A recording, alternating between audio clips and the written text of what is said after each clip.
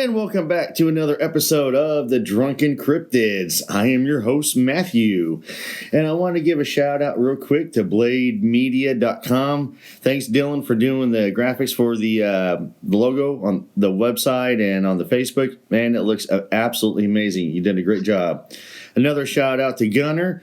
He is filling in some big shoes and doing a lot of good producing and cutting and editing. Gunner, man, you're amazing, man. I appreciate all the hard work you're putting into it. I really do. Also, we're going to be at the Paranormal Expo this October 26th and 27th. We'll have a booth set up. We'll have some merchandise going. You'll be able to meet and greet. I'm looking forward to seeing you guys there. I'll be scheduling interviews, maybe doing some interviews, and we're just going to rock it on out. Also, please like, share, and subscribe, and just follow us. I mean, the more you share us, the more you talk about us, the more you listen, the more encounters we're going to get, the more I'm able to get it out here for you guys to listen to and to enjoy. And of course, if you've had an encounter, if you had some crazy paranormal creepy experience you want to share with me or talk to me about, please email me at drunkencryptids@gmail.com. Also, follow us on Facebook, Drunken Cryptids. Follow me on TikTok, Drunken Cryptids. I'm everywhere. So, and of course, we are still having issues with Spotify. That's on me. It's not on anybody else. So it's all possibly me. But the last episode that we did drop, you guys, we had over 1,000 views of it on YouTube. Man, you guys are awesome. I appreciate all the hard work.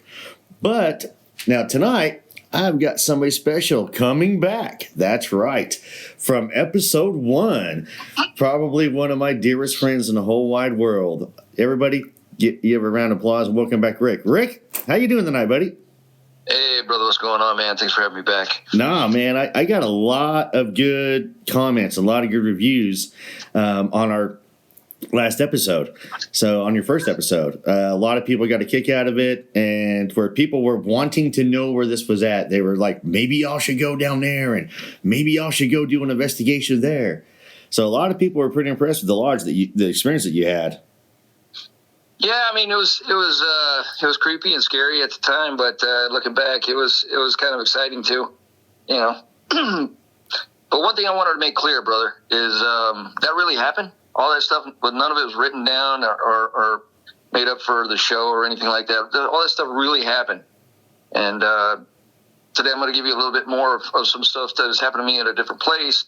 But, you know, a lot of the story, and I'll let you know, is going to be secondhand knowledge.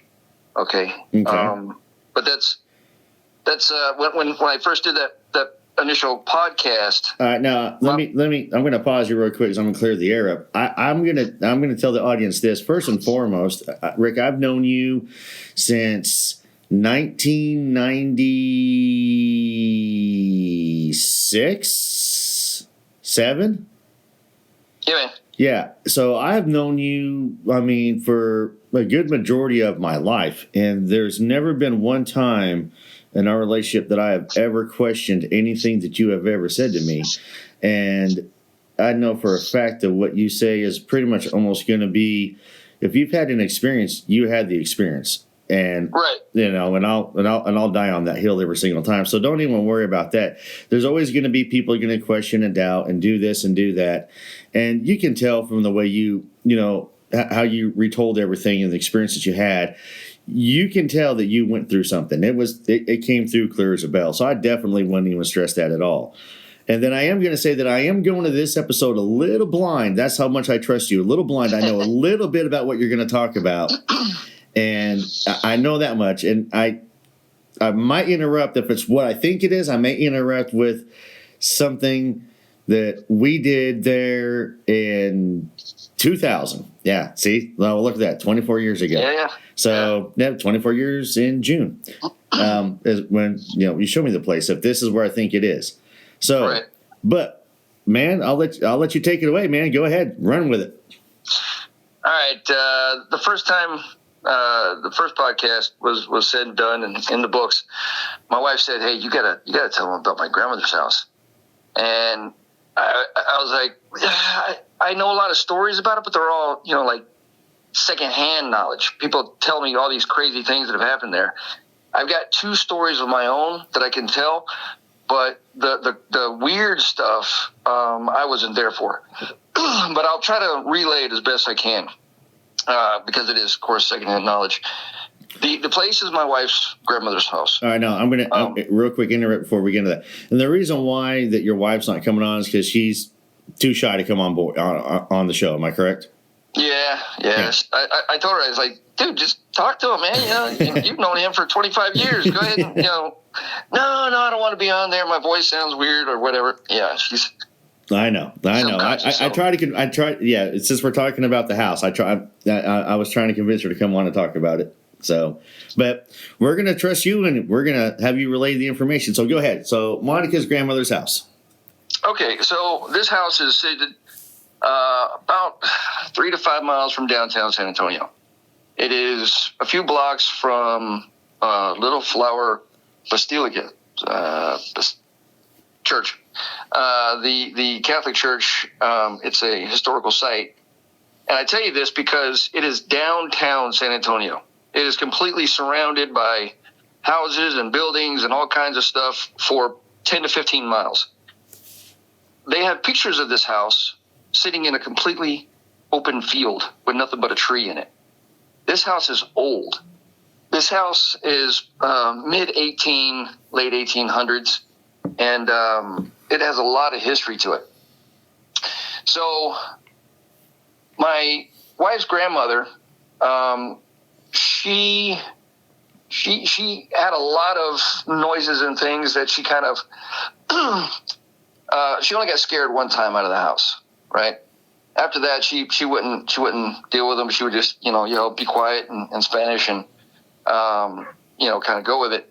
But they did bring a priest in to bless the house. Now this is from the little church down the road, and he came in. And when he came in, he blessed the whole house. And when he went over to the staircase leading up to the second floor, which was a converted attic, he stops. And he says, I got some stuff I have to do at the parish. I'll be back tomorrow.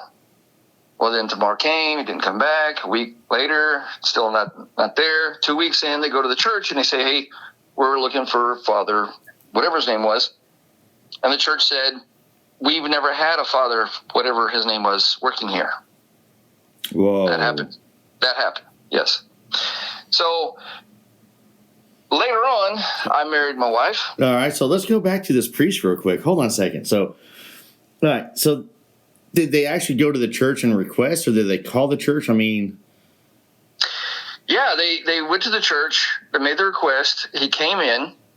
He blessed the first floor, and then they said when he looked at the staircase leading up to the converted attic, he just said, hey, I've got to go do something, and then disappeared. And he was not part of that church. Well, the church said that we've never had a father here by that name. So, well, I know he came to our house. He was here, and they're like, no. Okay, now there were 7 missions in San Antonio, correct? Yes. Yeah, see? But the one that they used was the one right down the street. It was the Little Flower Church. Okay, was there a possibility they could have contacted him from another mission and have him come in, or? Possibly, quite possibly. Okay. It was requested from a different parish, maybe somebody that was available, so they brought him in, and then when they went over there, they said, yeah, he doesn't work here. Yeah, but they still sort of said, oh, yeah, we know Father so-and-so. He's over at, Saint so-and-so's. Right. So they use the little church that's right there. They've always attended the little church that's right there, So it's kind of where it's at. It's kind of a little bit of the history of it. When I married Monica, her grandmother had just passed away, and they were trying to sell the house.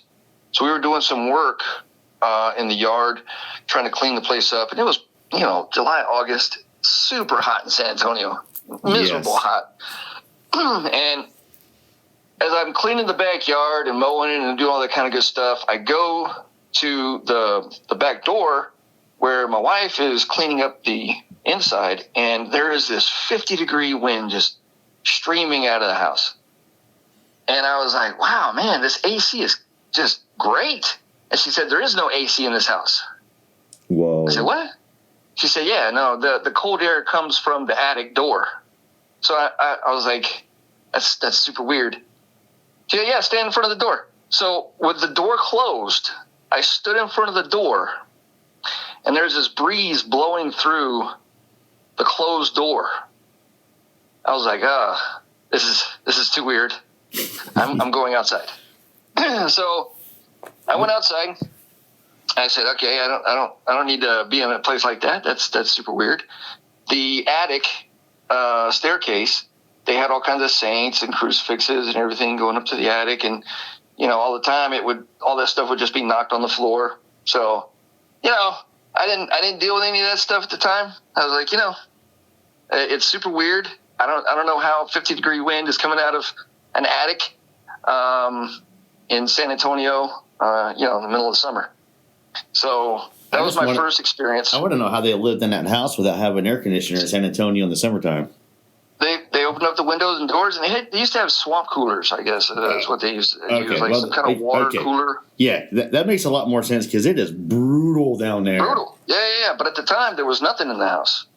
They just had all the doors opened up. Mm-mm. It was super weird. I stood in the back door, and there's this cold breeze blowing out. I'm like, okay, it feels good, but, it's super weird. So I just kind of, I heard a bunch of stories and all this craziness about this house, and now I'm kind of feeling something that's like, I'm not going to deal with any of this. I took off. And then a couple years goes by. I'm at Fort Hood, and there's this guy. You're on guard duty. You talk about certain things, aliens, ghosts, and started talking about my wife's grandmother's house, right? Right. So this guy says, take me down there to see it. I want to see this place. Yeah, all right, sure. So he comes out of San Antonio, and we, have a barbecue and a couple beers.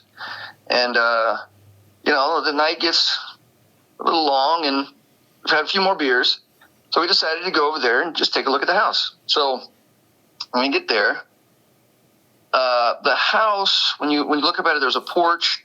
And just to the left of the porch is a kitchen window. It was like a bay window kind of deal.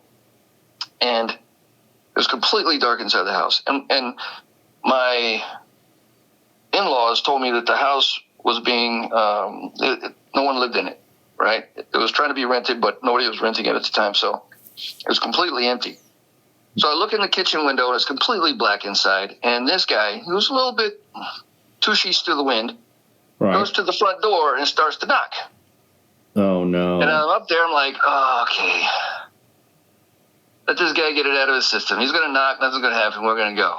And I look at the corner of my eye, I see the kitchen window curtain move. Mm-mm. So I look over at the kitchen window, and I'm like, I just saw the curtain move, and now it's no longer dark in the house. I can see straight through the kitchen window to the back window, and everything is lit up. It's like there was a darkness in the window, and now it's gone. And then this fool starts banging on the door some more. So I run up to the door. I said, hey, where you got to go? So he's like, no, I want something to open this door. And I'm like, at this point, I think it's about to. So let's just go. So I pull him back down to the car, get him in the car, and we head out. But something was definitely in the window.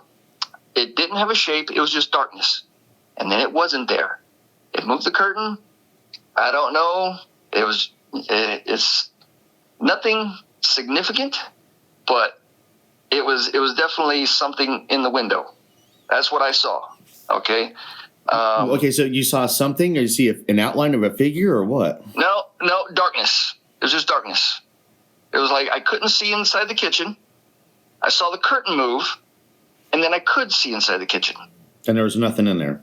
And I was like, something was at the window, and now it's moving somewhere inside the house because my idiot buddy is knocking on the door. So, time to go. So, yeah, that's kind of where it was at. Like I said, it's kind of lame. My stories, my personal experiences are kind of... That's not lame at all. That gave me goosebumps. Yeah. Yeah, I'm not going to lie. That gave me goosebumps when you were describing how the curtains move. Okay, so, all right, because I've heard this before from you. It's been a long time. You and Monica tell me the stories.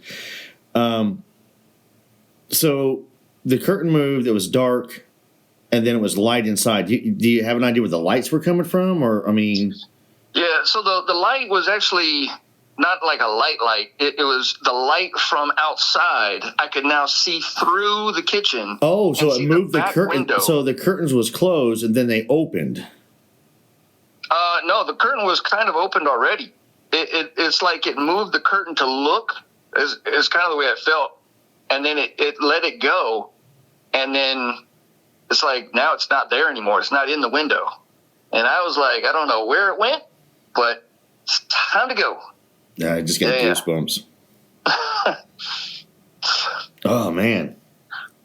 Yeah. Wow. Yeah. That's a whole entire thing right there. So before we get into further, so I'm going to jump in with my little things. I remember when we got stationed at Fort Hood, and it was Father's Day weekend. Yeah. And my ex was all about me going down there because she knew how much I got a kick out of this stuff. And you and Monica were going to take me down there to San Antonio for the day, and adamant about me seeing the house. Oh, yeah. And I remember I was in the back seat.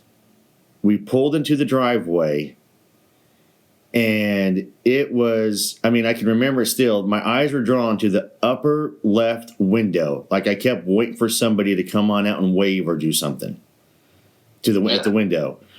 And I remember saying that too. And Monica was like, yep, this house is haunted. I was like, yeah, but I want to go inside. And there's no way we could have gone inside at that time. I remember that. Yeah. And we were there for a grand total of maybe, I think, 45 seconds in the driveway, and you backed us out. Yeah. And just being right there in the driveway and then leaving. No one in the house, but it was funny. It's where, part of it could be the fact that I knew the place was haunted, I was excited. But the anxiety was there in the driveway, and then it was gone as soon as we left. Yeah. It was crazy. That was crazy. All right, go ahead, brother. Okay, there's over the years so many stories about this house that where to begin. So her grandfather passed away. Laura is the one that told me this story. Okay, this is Monica's cousin. Okay, she said the grandfather had just passed away, and everybody was leaving from the wake, and she was pretty tired because they had done a lot of work on the wake and everything, and trying to take care of their grandmother and whatnot. So she's like, I'm going to go lay down in the bedroom. So she goes in there, and she sees this shape on the bed. And she's like, oh, it's her cousin Ernest, right? He wanted to go lay down too. So, he's laid over there on the other side of the bed. So she lays down on the bed. And when she lays down, she rolls over, and there's nobody there. Just nobody there. Like, she saw him. She's there, definitely a clear form, but when she laid down on the bed, turned over, there was nothing there. Okay, so she saw somebody sitting on the bed, and she went laying down. Oh, laying down, and she went lay down with him anyways? Yeah, it was her brother or cousin. It was her cousin, Ernest. Yeah. She's like, yeah, I just thought it was Ernest. So I was like, yeah, I'm just going to take a nap. So she laid down, and she turned over, and he's gone. Of course, it wasn't Ernest. Ernest was still alive, but that happened. That is crazy. Monica says that she was in the sitting room on this kind of like a love seat, but it's not. It's one of those like a chase love seats. Yeah, like a chase lounge. Yeah. So she was sitting on that, and she felt something near her feet, so she put them up on the thing, and she's like, "Leave me alone!" And it picked the couch up and slammed it on the floor. Whoa. Yeah, that happened. Whoa. Yeah, they see shadow people all the time in the house, all the time. They move through the cracks. They move through the cracks in the door, back behind the furniture, the cracks in the windows. They move through all the cracks. You see them. And everybody says that has seen these things. They're just a shadow. It's just a shadow that comes out of the crack, runs across the wall, but you can see it has eyes. It has eyes? It has eyes. Just, yeah. Like, I mean, again, this is secondhand stuff. Yeah. Those things I've heard from like a dozen different people at different times. Yeah, I saw the shadow people. Yeah, the shadow people are a thing. Yeah, I've heard that a lot. And they say it has some kind of red eyes, but yeah, the shadow people move through the cracks in the doors and the window frames and stuff like that. Yeah. The grandmother used to, well, like I said, she wasn't taking none of it, right? She was just like, "Cállate la boca," it's like, shut your mouth. So these things are running through the attics, stomping on the attics, banging on the walls. And she's like, "Yeah, shut up," and then it'd get dead quiet. Yeah. Okay, so now a question real quick this on the history of the house. Did her family always own the house, or did her grandparents purchase it from somebody else? Her grandparents purchased it. There were stories that it had been used as a hospital in the 1800s, but I don't know about that one.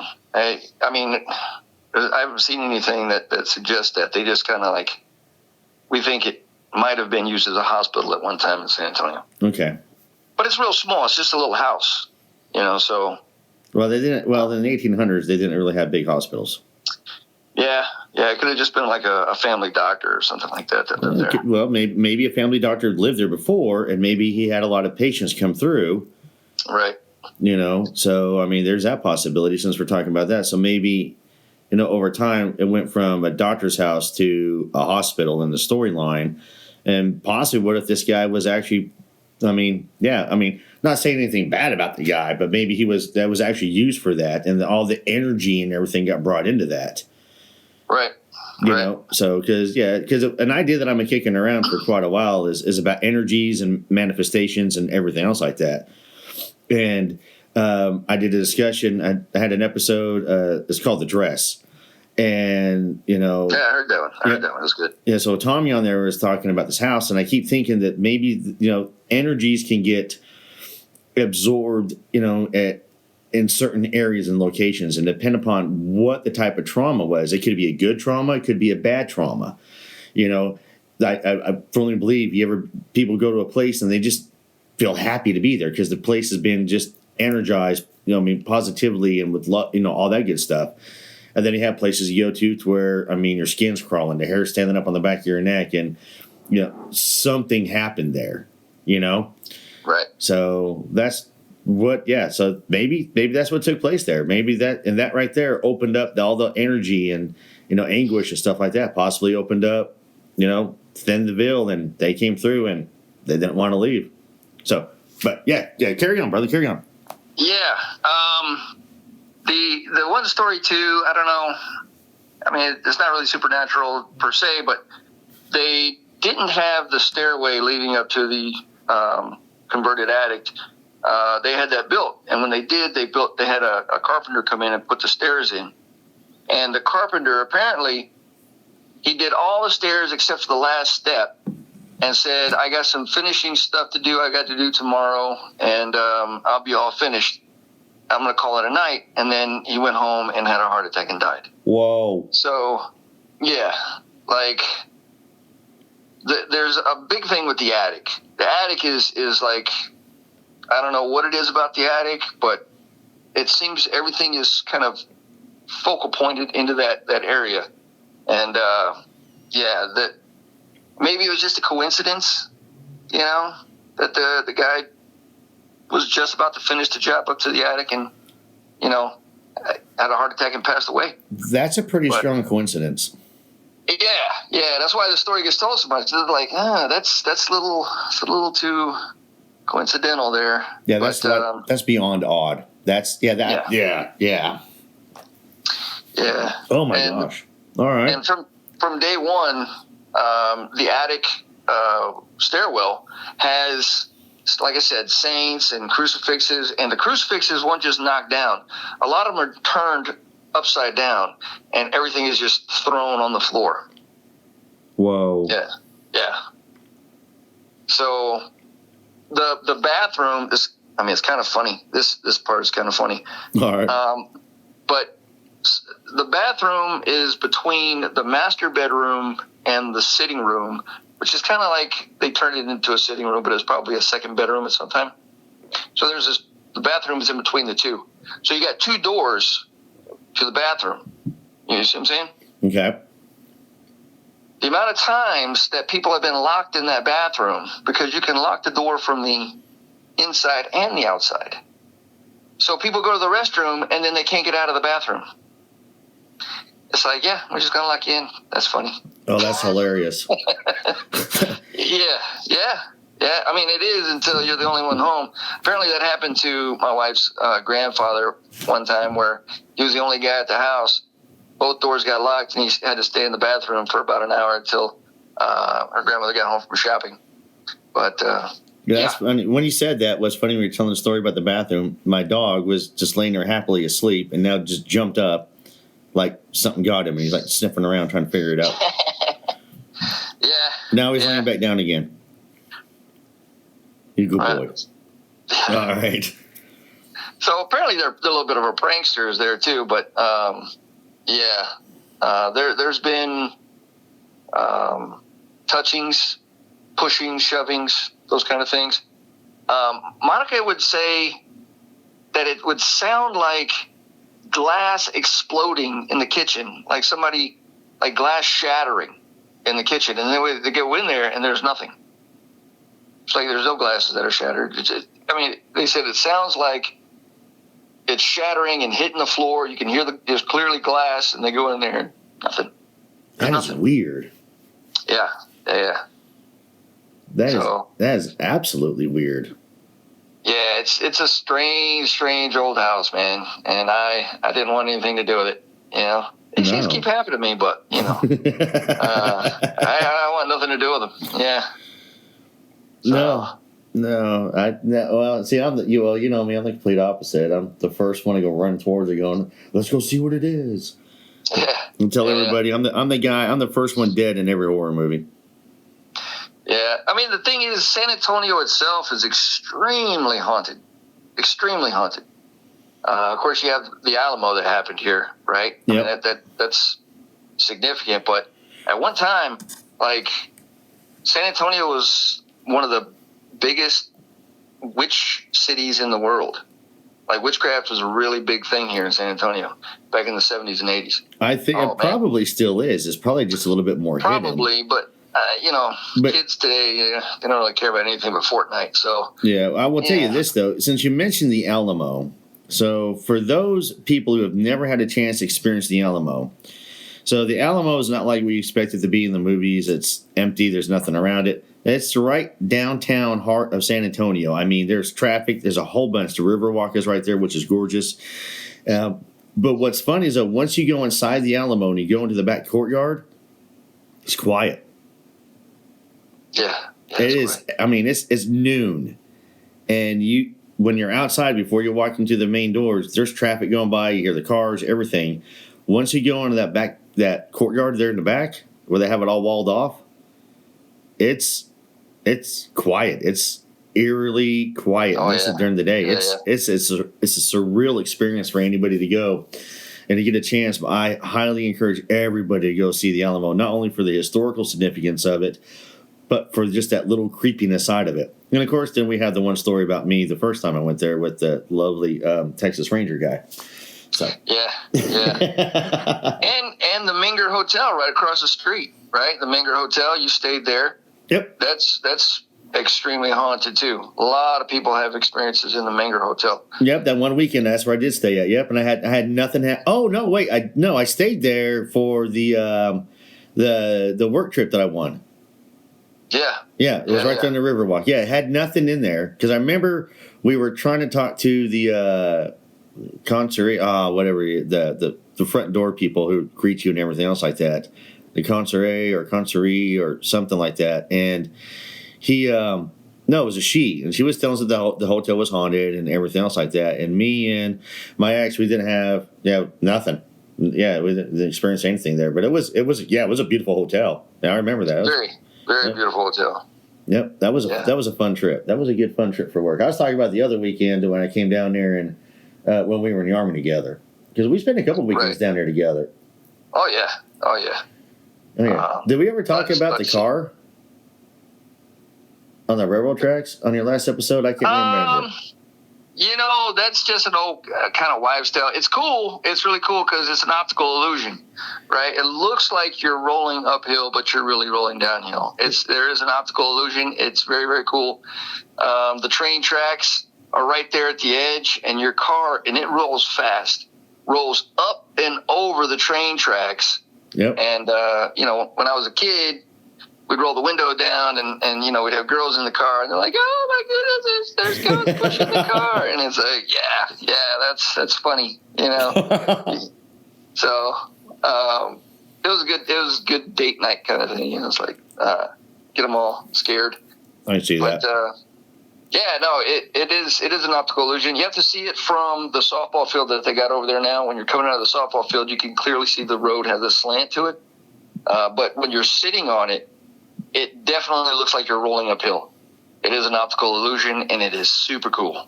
Yeah. That would be cool. Yeah. I'm not going to lie. That definitely would be. Well, we did it, but I'd like to see it from the daylight. I only saw it that one night when you and me went and did it. Yeah. And it's eerie at night because there's, it's out in the middle of nowhere. It's completely pitch black. Yeah. And, you shut the car lights off. And you're like, ooh, man, this is spooky. And then you start rolling. Yeah. Yeah, it was you and me. It was you, me, Monica, and her cousin, and I want to say her cousin's boyfriend, maybe, or there was somebody else with us. Her. Or it was one of her friends, or something like that. But it was a group of us because we went out, was all goofing off, and you're like, yo, let's go do the train tracks, and they're like, let's take them to the train tracks. Yeah, the ghost tracks. The ghost tracks. Yeah. Yeah. Oh man. Yeah, it's a good time. What else you got for us on the house? Not a whole lot. These most of these stories are not my stories; they're all secondhand stuff. So I'm having a hard time really bringing up a lot of the stuff that I've been told over the years. All right. Well, let me ask you a couple of questions then. All right. Sure. All right. So check this out. So you were talking about the location of the house at the very beginning. So I mean, the house was built. He said they've got photographs of the house. It was sitting there with only just a tree, nothing else around it. And of course, the city is built up, to it and built around it. It would be neat to find out who actually built the house, and and try and go from there. And wondering because San Antonio is such a unique location and is such a beautiful city. And it is a mysterious city, and you can't help but feel it when you're there. You really can. There's a lot of energy in San Antonio, and that could also be part of the fact of the matter that the Battle of the Alamo, took place there as well. So I mean, San Antonio plays a huge, significant role in the history of Texas and the history of the United States. I mean, Texans will still to this day, and will still say, "Remember the Alamo." Right. I mean, it's such a significance. We're on King of the Hill. The beer they drink is Alamo beer. Right. So, and that's something that a lot of people need to realize. And some of our history we skip over, but possibly maybe because of all the energies and where the house was located at, maybe something happened and transpired there before Monica's grandparents, before the hospital doctor guy, something, and it opened something on up, and it didn't close, and for some reason the attic. Now, of course, here's the other thing too, though, is, and you may be able to help me on this one with the history of Texas and slavery. Texas didn't have too many. They did have slaves. They did. Yes. So, and the house was built in the Do you remember the year? I don't. I just know it's got to be mid to late 1800s. Because I wonder if it was built before, the Civil War. And because I know a lot of slaves practiced Christianity and also brought over, a whole bunch of other stuff as well. And so maybe the fact of the matter that something, could have been brought into it, which is understandable. Think so. I don't think it's pre-Civil War because, the Alamo was in 1835. 1836 was the Texas Revolution came to an end. So, there wasn't a whole lot here until the early 1900s. It was pretty much all country. So 3 to 5 miles from downtown was significant then. So it would have taken several decades to grow up enough to have anything close to around them. I would say probably 1880s, 1870s, 1880s. Okay, so it would have been afterwards. So okay, all right. Yeah. I mean, I don't know. I just feel as though something was brought into that house, and something may have been put in that house, or something may have been built into that house. You know what I mean? Oh yeah, yeah. And that's kind of how I'm feeling. I mean, about it, because I remember we spent a lot of nights talking about this, while we were in the service. Yeah. And I'm really thinking that there's, I mean, the older we get, the more knowledge that we gain. So that's crazy, though. Yeah, I'm glad you told about the house, because the house is probably one of my favorite Monica stories. Yeah, I actually forgot to mention this at the beginning of the show, man. But I do have, icing on the cake when it comes to this episode. I got another story to tell you. By all means, right? Share away. So this is a personal experience I had when I was in Iraq. Okay, I was in an ambush. Okay, I'm not going to get into details about any of that stuff because it's not really pertinent to what I wanted to tell you. But I got shot and I got evac'd. So it was afternoon to evening when I got shot, and it took a couple of hours to get me flown out. Then when they flew out, we flew out by Black Hawk over to the green zone, right? Mm-hmm. And from there, we were going to be moved to Balad. So it's like 12 o'clock, 1 o'clock in the morning, right? It's been a long day. So I'm tired and I want to go to sleep. But I can't go to sleep because the doctor thinks I might go into shock, right? Right. So they got this private sitting there trying to talk to me. And I'm completely ignoring him. And he keeps telling me, like, hey, stop. Don't wake up. Wake up. I'm like, dude, just let me go to sleep. He goes, you can't. You're gonna go into shock, and it's gonna be bad. You might die, and I can't let you go to sleep. I was like, okay. All right. Here's the deal, man. You need to talk to me to keep me up, right? So where are you from? Tell me where you're from, where you went to high school, all this kind of nonsense, And I started going, right? He's just talking. And he's not really paying attention to me, right? And eyes are closed.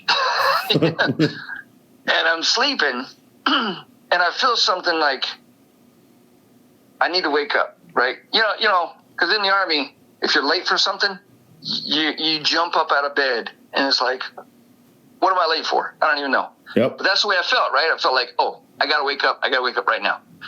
So I'm laying on this gurney, and the kid's down kind of by my feet. And I open my eyes, and there's something hovering over me. Whoa. There's a silhouette of something hovering over me. And when I open my eyes, I can see, like, sparkles all inside the silhouette. I always say it's like when you stand up too fast and you get this kind of blackout deal, and there's all sparklies, and then your vision comes back. Yeah. That's what it looked like inside the silhouette. Except it wasn't two-dimensional, it was three-dimensional, because it had hair that was hanging down from it as it hovered over and looked at me. And I was like, okay. And it just faded away. Gone. And now I'm looking at the night sky, there's stars, and I'm like, what did I just see? So I realize now the kid is still talking, right? Yeah. And I'm like, I need to make sure he knows what I just saw. I just saw something, but I don't want to just say it, right? So I said, hey, kid, was there a doctor just over here checking on me just a second ago? No, nobody came over here just a second ago, like within the last minute.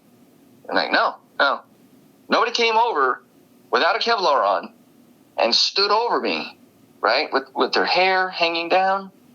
Which would be out of regulation.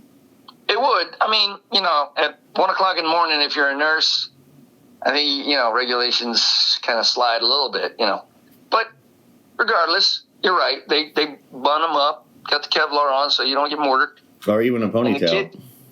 Sure. The kid says, no one has come over here. And I told him, I said, dude, I think I just saw an angel. And he said, what? Now, I have to be completely honest. Okay?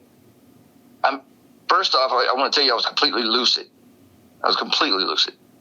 I did get a shot of morphine when I first got shot. Okay, this is 6 or 8 hours before I did get a shot of morphine. Right. Okay. And I did get a little loopy off the morphine, but that wore off fairly quickly. I just got really talky. Yeah. Right? And then when I got to the airfield a couple of hours before, they gave me Demerol. Okay, we all know what those kind of things do to us, right? Yeah. So when I'm there, I'm thinking, is it just that I'm seeing something, right? Because they put some drugs in me. But I'm completely lucid. And I asked the kid, I said, am I slurring my speech? He said, no. I was like, would you say that I'm high on drugs? He said, no. I was like, look, I saw something just now, and I just need you to know it. Because I did. I just need somebody else to know it. So the kid was like, well, maybe a doctor did come over here. And I was like, without his Kevlar on and had long hair. I don't know any like that.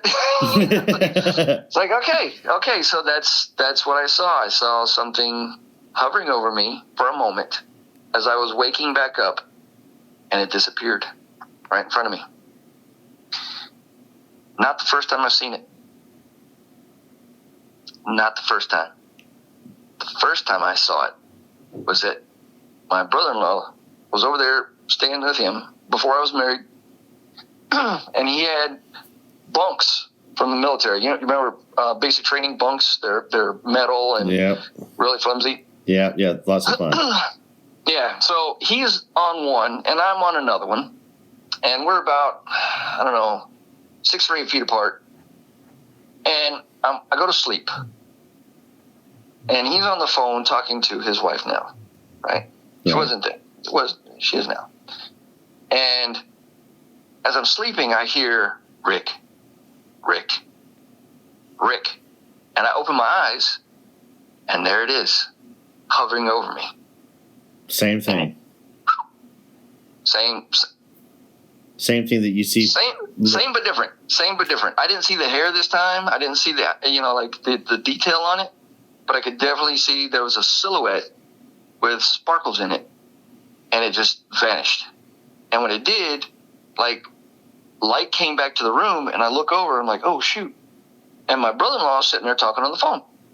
So I'm like, oh, maybe he did this. Maybe he said, maybe he called me, right? But as I listened to him, he was talking very, very, very low, right? He's on the phone. He's talking very low, probably because he didn't want to wake me up. Yeah. And I said, hey, bro. He said, yeah? Did you just call me? He said, no, I didn't call you.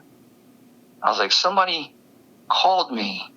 And when I woke up, I saw something floating over me. You know what his response was? Oh, bro, this house is haunted. Yeah. He's like, yeah, this house is haunted. And I'm like, come on. He's like, no. Yeah, there's a woman spirit in this house. I was like, I'm getting Ghostbuster vibes at this point. And I'm like, all right, I'm gonna sleep with a blanket, Yep. But I woke up. It distinctly called me. I woke up. It was hovering there, and it disappeared. It felt different the second time than the first time. It felt completely different. I don't know why it's different. They were both hovering over me. The one in Iraq had a lot more detail, but can you describe? Can you describe kind of the detail? So the detail is like the hair, right? There was no facial features. It was a black silhouette, and the hair was hanging down, and that was what really made it like, oh, it's like right there, right? Like it's 3-dimensional, but it's got no features, right? It looks like a shadow. It is a shadow with light sparkling in it, and when it goes away, like you can see everything now. It's hard to describe, but basically, like the only thing you can see is that when I open my eyes, and then when it's gone, like I can see everything else now. So those are the 2 times where I saw something hovering over me, and that's could have been the Demerol, but it wasn't the first time. The first time I was just laying there sleeping, and it woke me up. So yeah, I don't think that was the Demerol at all. I think that again, for as long as I've known you and the years, everything else like that, to where if anybody would have a guardian angel, it would 100% be you. You know? Yeah. I mean, not just, what took place in Iraq, but I mean, everything else in past your life. I mean, it's, I think what you saw, and I think you probably have had this guardian the whole entire time. And the reason why I got your attention over there at the haunted house with your brother-in-law was because it was just kind of warning you. That's what it felt like. They're like, hey, you don't need to be here. And I feel like that in Iraq, when you're out there in the airfield, it was, I think it was letting you know that it was there. It was trying to bring you some comfort as best as it could. Yeah. And I mean, because, what you went through was a pretty traumatic experience. And so I think that, that's when these things come through a lot. But yeah, brother, if anybody has a guardian angel, brother, it's definitely you. Yeah. I like to think that's what it is, but there's no definitive thing about it. It's just something strange. Well, something's looking after you. I'll tell you that right now. And God has a funny way of doing things and working things into the mix. And I think that's I think that's exactly what you got. And I tell you what, though, I am going to reach out to some people about that and see what I can find out for you. So, one of the things I just want to point out is I didn't have sleep paralysis. I didn't feel like that at all. I wasn't scared. I wasn't nervous either time. No, well, those woke up and it was right there. The sleep paralysis, and those are generally involved with shadow people. Yeah. And UFO abductions, stuff like that, which is weird because shadow people and UFO abductions kind of go hand in hand, which is really strange, by the way. And that's a topic for another episode. But it surely is. I will tell you that I know for a fact that if you had just knowing you and your reaction to it all, this something. I don't think that every entity out there is evil. I don't think that every entity out there is there to do us harm. I think there's good and I think there's bad.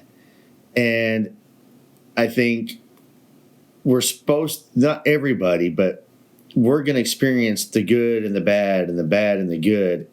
And we just need to be cautious and self-aware about what we're dealing with. I was talking on the same one, the dress, I was talking about manifestations and stuff. And I think that a lot of this stuff that people that's gone wrong and evil in the world is people who have brought it on in and have manifested it. And, like Ouija boards, stuff like that. And then they can't control it.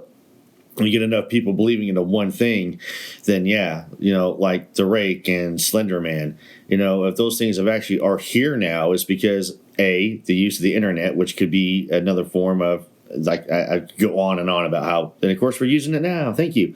But, the internet in itself on how it works and what's going on with the technology and everything. And I think that maybe there's ghosts in the machine, maybe, or something that kind of carries along and helps it out, Yeah. So, Man, I mean, yeah, Rick, you've got something with you, brother, and it's a good thing. It's not a bad thing, because you're one of the few people I know that no matter what, anything happens in this world, man, you always seem to come out on top, and you always seem to come through on the other side stronger and smarter and better than before. Lots of things that you've been through would break most men. And here you are at the end of every single day, smiling. Yeah, what are you going to do? Exactly. But there's just, like I said, you've definitely got something, brother, and it's a good thing. And like I said, I'm one of the lucky guys, man, that have known you for as long as I have and able to call you brother. And just, I know I'm able to call you at 2 o'clock in the morning and vice versa.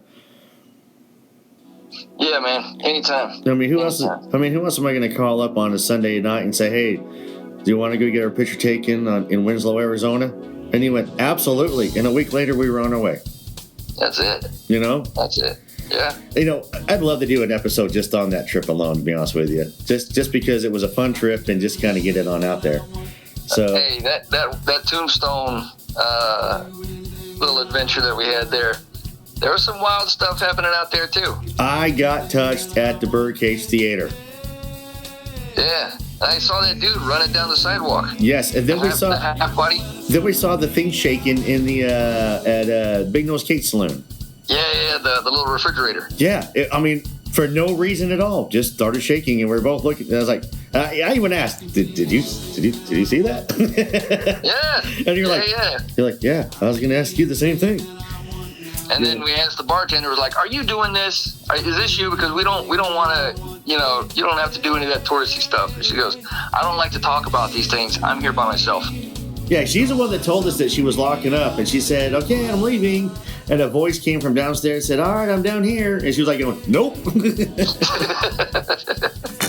Yeah. She was a lot of fun.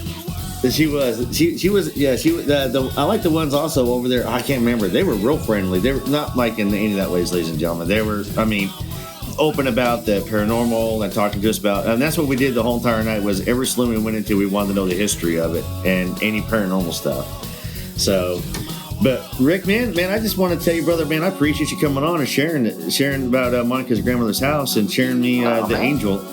Hey, this was a lot of fun. This is episode 1 was a lot of fun. This is a lot of fun. I'd really like to do another episode. Well, I'm definitely going to have you back. We got you and me have so much history, and there's so much to talk about, and we're going to do so much. And I know that we're working on one. I don't want to give anything away, but it's going to be a really, really, really cold episode. Yeah, I'm doing a lot of research on something that I am fascinated by. Fascinated. Yeah, actually, I thought that's what we were doing tonight. So I was I wanted to tell that story that happened to me in Iraq, man. I thought that would be a good way to finish the episode. That's a great way to end the episode, man. And man, I thank you for sharing it with everybody. And I know that took a lot for you to do, and damn grateful for it. I appreciate all the work. I just appreciate you, man. I can't say enough about you and how great of a guy you are. Hey, man, I'm just your buddy. You're my brother. Always will be. Yes, sir. Always will be. All right. Well, ladies and gentlemen, thank you again for listening to another episode of the Drunken Cryptids. Don't forget, if you've had an encounter, please email me at drunkencryptids@gmail.com. Follow us on Facebook. Follow us on TikTok. Follow us wherever you can find us at. Like, share us, tell your friends about us, tell your enemies about us, play us. That's all I ask for you guys. Give us a like, give us a comment. Any questions, anything, please feel free to email me. Stickers are available. I posted some pictures up on the Facebook page. And by the time this episode airs out, I'll have another batch of stickers in as well. So, man, hit me on up if you want one. All right. All right, everybody. Appreciate you. Y'all stay safe out there. Stay safe, Springsteen.